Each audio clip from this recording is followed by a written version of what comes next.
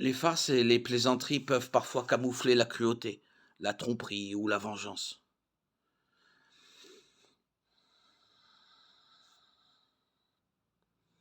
Les coups subtils et tranchants prononcés avec un sourire sont une forme d'agression passive.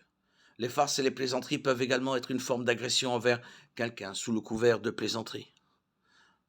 Lorsque la victime ne répond pas en riant, elle est alors humiliée pour ne pas avoir été un bon joueur. Lorsque la vengeance ou la souffrance sont la motivation d'une plaisanterie ou d'un canular, un chrétien retire alors l'affaire des mains de Dieu et essaie de se venger par des moyens passifs, agressifs. Dans ces cas-là, il serait mal de faire une farce à quelqu'un.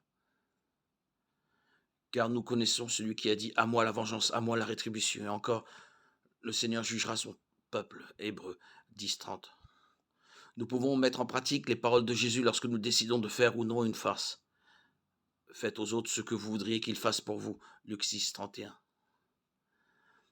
Avant de planifier une farce, nous devrions pousser cette sagesse un peu plus loin et nous demander: est-ce que j'apprécierais cette farce si j'étais à leur place, avec leur personnalité et leur sensibilité?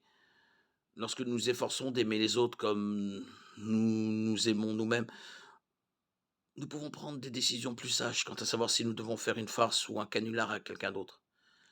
Galates 5:14. Car toute la loi est accomplie dans une seule parole: tu aimeras ton prochain comme toi-même.